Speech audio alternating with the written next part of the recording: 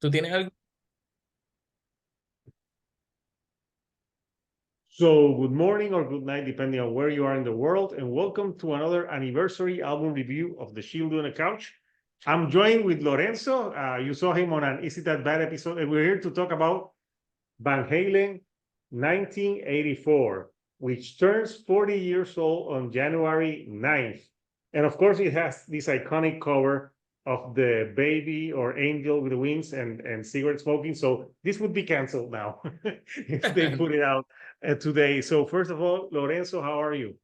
I'm good. Thank you for having me. At least this time we're gonna be talking about a good album.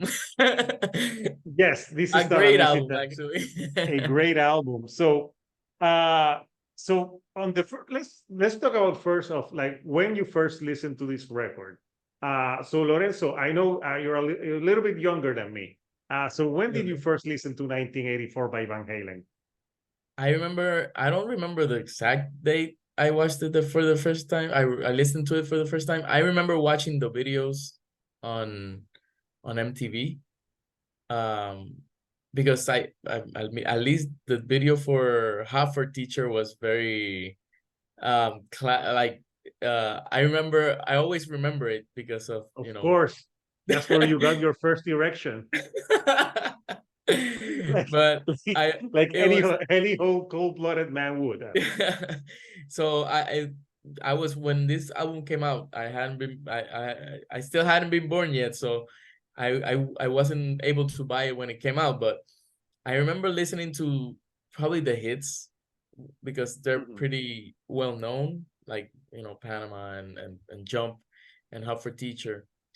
But I always remember that when I compared it to my favorite, like I remember my favorite song from Van Halen was Running with the Devil. That's a great one. Yeah. And this was so different from that song and from that album that it was surprising to me.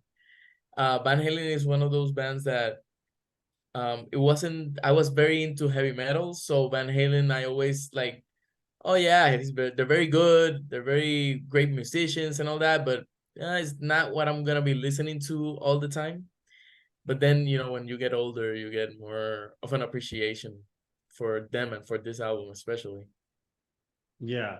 As you, I think the first time I heard of them, it's funny. I first heard of David Lee Roth because I remember in the 80s he had solo albums too, like California Girls. And he was like I remember being a young kid and watching him and thinking he's like kind of crazy but cool.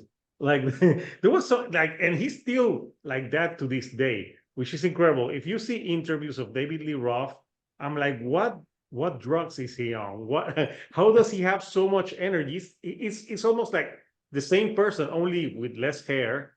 But now he's like more into like martial arts and stuff, but he's still the same energetic like guy. And funny, I saw Van Halen twice. I saw Van Halen with Sammy Hagar in Puerto Rico in 2003. Oh, And then I saw Van Halen, I think it was 2011 when they were doing the different kind of truth tour with David Lee Roth. So I saw them with David Lee Roth. oh And nice. I would say, sadly, I didn't see them with Gary Sharon, but that would be a lie. So I Yeah. got to see the best of both worlds. So I can, I wasn't able. I wanted to go to the 2003 concert. I was just getting into college and I had no money and the tickets were pretty expensive for me oh, back believe me, I wasn't that close. I was pretty far then. away, but I I, went to I see. I think it was like $100 for like Yeah, up and top. it was like the first concert after a hurricane had passed like a few days before. Oh yeah, So it was like when the Coliseum was like new. But yeah, yeah. my first experience was watching David Lee Roth. But then I remember I was watching MTV sometime in the early 90s or late 80s, and I saw the Hot for Teacher music video. And I thought like, whoa, like like the video, first of all, like it's a very tongue-in-cheek song. You know that line, I think of all the education that I Yeah. missed, but not my homework look like this. I'm like, yes, cancel today in today's culture. But it was such a great song. But then I felt bummed that none of my t-shirts look like the t-shirts in the Hot for T-shirt video. You know, it's definitely fun. Like I think that's Yeah, one of the things that I've always remembered about Van Halen. It's like at least this album. This album is just like a lot of fun. It's a yeah. blast. It's energetic. It it has very different styles. Sometimes it changes throughout, but it's always very energetic, very to your into your face, and the themes, you know, are always about David Lee Roth getting women. So at least all the songs are about that. Almost all the songs. But if you think about it too, this album was kind of controversial because they Yeah. had the best guitar player in the world playing synthesizers on Oh a yeah. hit song, Jump, and also on the other single, I'll Wait. So I think it got a little bit of backlash. They were like, what the hell? Why are they playing synthesizers? But you know what? I love Jump, even though with the synthesizer, like I think it's an awesome song. And it also starts with the intro 1984. So we got this copy, and I was curious. Did you see in the inside it says something that if you mail something to an address, you will get something? And I'm kind of curious. Would you mail something right now? Like it says here, like for fan club merchandising, we should send something to see what we I, get. I've never I didn't see it. I have to check it out. But You send it, and they'll be like, who the hell are you? It's who 2024. is sending letters this day and Who is age? sending letters in 2024? Yeah. So No. let's talk about obviously classic tracks and favorite tracks out of this record. It's a 33-minute record. With today's standards, it's almost an EP. I was very surprised at the runtime, Yeah. because at least you're always used to, and especially bands that are more virtuosic, like Mhm. definitely Van Halen is. That they're you're used to having, you know, maybe an hour, 50 minutes, maybe in that 50 to 60 minutes, or at least 45 minutes, but 33 minutes was very surprising. And I think it was very lean, but it packs quite a punch, I And it's think. actually 8 songs if you think about it, because Yeah. 1984 is an intro. Yeah, and yeah, it's one of those songs that I think it was more of a, you know, get ready, Or you know, Jump. get ready for jump. So we're gonna give you this synth synth intro so you can, you know, get used to it. Yeah. It was, I'm sure people at the were like, what the hell is this? Where's the guitar? But there's lots of guitar on this album. Oh yeah. To me, this album has one of my favorite Van Halen songs ever, and it's Panama. I Yeah, just love I have that. it written right here. My favorite out of the album is Panama. It's Panama. Well, it's even featured in movies. Like when I think of Panama, I think of that movie like Superbad. They're Yeah. playing it when the cops are in the car. It's just that type of song, and I think it's about a car, I mean, it's about a car. It's but it could be about a it was woman too. inspired by a car, but David Lee Roth sings it as if it's a woman. Yeah, because So he's like reach down in between their legs. That's yeah, yeah. something that David Lee Roth had was he could do that spoken word, and it sounded Yeah. fucking cool as hell. Uh, no one else did it like he did it. I don't know. I don't know I why. don't I don't think anybody could do it. Like, I think he has this suave voice, like Yeah, this, you know, this his persona is very like that. So yeah. which And you is know, a lot of people hilarious. in the 80s tried to imitate it. Like, for example, Winger singing 17 and Yeah. sounding creepy. Yeah, no, I remember that song. I did not like Yeah, that. yeah. But yeah, I think, and something that we have to say is like David Lee Roth, we're not going to claim here that he's the best singer in the world, or even the best singer in Van Halen, because I think Sammy Hagar is a better singer, but I love David Lee Roth's songs more. He's a great front man. You Yeah, know, he's a great frontman. he the energy he gives off, he seems like he's always giving it, 150%.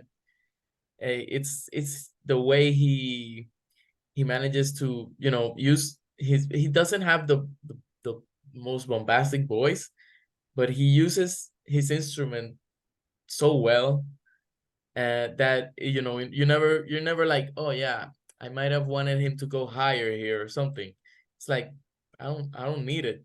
You can give me spoken voice and I'm like, I'm fine. Yeah. Yeah, I don't, yeah, and I remember he did it also in Unchained, that's not on this record. Mhm. And it was cool. So I got more into Van Halen in the 90s because I think the first album I bought from them was Van Halen Volume 1, The Greatest Hits. Oh yeah, And yeah. it had the best of Sammy and the best of David Lee Roth. And I think it had like a few it had a new song from Sammy and a new song from David Lee Roth, because back when that was released in 1998 was the famous when they were in MTV and supposedly they were gonna get back together, but Oh, yeah. something happened and they clashed and it didn't happen until they did A Different Kind of Truth. So talking about maybe the deep cuts, which Hmm. deep cuts do you like stand out? Well, I think I think the biggest deep cut, I'm looking at my notes here, and because I think a lot of them are very deep cuts for me. Yeah. Um, I think Drop Dead Legs. I love that riff. That that riff was something like, I was like, I've heard the song before, but I never like sat down and, just, bathed in it, analyzed it. So I was like, this is so cool, and the vocals from David Lee Roth are so strong. It's just fun. It's a fun song. Obviously, Drop Dead Legs, you know what it's about. But Yeah. it's a lot like AC/DC to me. And Oh yeah. I in the way that you're not expecting a masterpiece of, you know lyrical prose, lyrical like style, or like poetry or anything like that. It's Yeah. it is what it is. It's about women and cars and sex and all that. And And you know AC/DC is what? the same. Motley Crue tried to also do that a lot, but you know what? I prefer Van Halen any day Yeah. of the week. But Drop Dead Legs was really good. I really like Top Jimmy, which was surprising because it's a strange song, especially like what it's about. That's the fourth track Yeah, right after. what's that one about? I listened to it and it's kind of like a little bit funky and Yeah, it's like less than 3 minutes. it has like a really cool intro, like Top Jimmy. instrumental intro thing. Mhm. It's very fast and has like this stop start thing where they when David Lee Roth is singing, it's very fast, but then the instruments go slow when they stop singing. It's very interesting, and the solo is really good. It's about Top Jimmy it's a band, was a band back then, where David Lee Roth, I think, like monetarily helped, played a couple of times with them in this like secret like bar place. And Top Jimmy and somebody, the name was Top Jimmy and something else. And so it was about this guy, this guy who was really cool, and they became really good friends. So And he made a song he made a about song him. about it. Yeah, it's so weird. I think it's probably the only song that's not about a woman. Yeah, because deep cuts I like Girl Gone Bad, That's obviously. a good one too. And that one has another great guitar. Then when I was listening to it, I was thinking, why wasn't this one a single? Because I'll Wait, I'll Wait is kind of weird when it starts because when I hear that song, it sounds more like a Sammy Hagar. era Van Halen Yes, than definitely. David Lee Roth. Uh, It feels very off in this yeah, album. yeah, it's like that's like the odd song. It's not a bad song, but it feels more like a Sammy Hagar era song than a David Lee Roth era song, at least for me. Yeah, Uh, and that's the type of direction that they went, because this was their last album with David Lee Roth back in mhm, the day, and I think I don't know what happened. They thought, I think David Lee Roth thought that he was too big for them, and he wanted to do his solo shit. Uh, yeah. There was which I saw a documentary. mm, Actually, it's online. I'll send it to you. Very interesting about this album. And they were fighting about a lot of things. David Lee Roth and the producer were very much fighting head to head with everything with Eddie. Um, so it was just headbutting all the time, and David Lee Roth was at this time he's kind of like one of these people where he aggrandizes everything about mhm. himself. Like there's fights about who wrote what and how did this song came up. you know David Lee Roth says he came up with it some way, and then the rest of the band says no, that's not what happened. So it's something like that.